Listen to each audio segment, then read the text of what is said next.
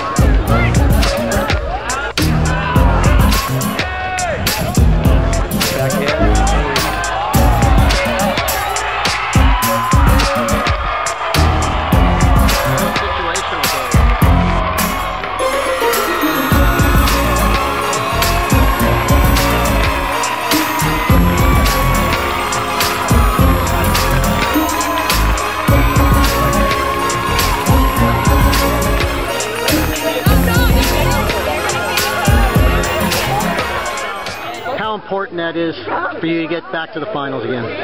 It's important. I mean, that's been our goal all year. We won it last year, but our goal was to win it again this year, and we're a step away. Hopefully we can accomplish that next game. Big players step up at big times, and April Juraez sure did that for you today. Talk about her performance. She's been great. I talked to her before the playoffs started, and I said, hey, last year we kind of carried you. You were okay in the playoffs, but you have a lot more left in you, and you're a senior, and you need to step up. And she's done that all 4 games. Chino Hills was very hot, scoring a lot of goals the previous 2 games coming in. What did you do strategy-wise to keep them from scoring? We took it to them. We were offensive, and we thought if we can be offensive that they couldn't keep up with us offensively, and shut it down a little bit. They scored the first goal, and I think besides the second round, everyone scored their first goal on us, and we've kind of responded to that. Teams enter this tournament, and only one's really going to be happy at the end. Yeah. Talk about this game today for you guys. I'm very proud of my girls. My girls played very well. They worked really hard in the off season, and they it showed. Nobody counted us in. Our school, like I told you before, maybe got here once or twice to the first round and got knocked out. My girls have a lot of heart. They're really upset right now, as they should be. But I believe in my kids, and they're going to do great things in the future. We want to come back here to the semifinals and be successful next year. But our kids they're good kids, and I think that they've got a lot of skill and a lot of heart. Just didn't go our way today, that's all. Unbelievable. April, you're down 1-0. What are you guys thinking when that happens? I was just thinking, I have to take it. I have to score. I don't know why. A lot of situational goals for you guys today, especially on throw-ins. Talk about the strategy every time your teammate comes in to throw that in there, freshman Naeyli. Well, we just look for Montoya, and then once she flicks it, we have to find the ball, and I got lucky to get it twice, and I got lucky to finish it. You explain a lot of these playoff games. Does that sort of spark you and get you going? I don't know why we always give up goals, but yeah, it sparks me up. Because I don't like losing, and it just gets me going. April, having a chance to play to finish your senior year off with the back-to-back championship. It's awesome. It's just awesome. See, 2 words. It's perfect. Talk about the strategy when your coach calls you in on those throw-ins. What are you thinking? Well, my first reaction is I wanted to try to they pulled me up because I was originally on JV, but I just strategized to get it towards the goal and towards Montoya to head it in, and that's how we got our goals. Does April sometimes surprise you on how she can get that ball in a group of players? Of course she does, every single game. Well, congratulations, Naeyli Requero. Naeyli, you heard all week that they said that they were gonna do pretty well against you guys. They were gonna try to score. Chino Hills was the highest scoring game. What was the strategy for you guys defensively today? Defensively, it was to mark number 16. I heard she was really good and stuff, and they said that they were going to beat us and they were going to knock us out, but it definitely didn't, and this is our year again, and we're going to win. Obviously, that talk before the game fired you guys up. How about the goal when they went up 1-0? When they went up 1-0, we thought to ourselves, we can't let them win.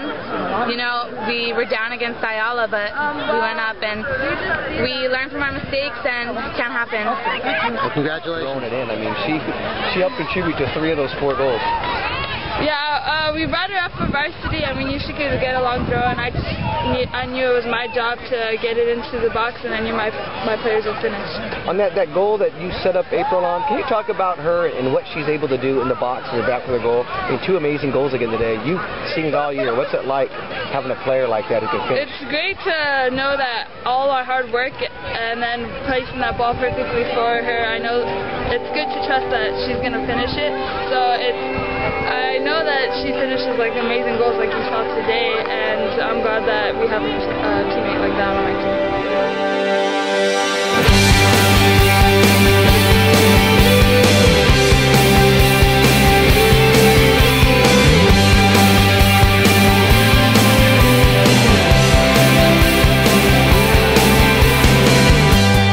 Must have forgotten something. How to forget how to be true. Covered myself in numb things. Don't touch me and I won't touch you. Trying to remember something. Why am I here?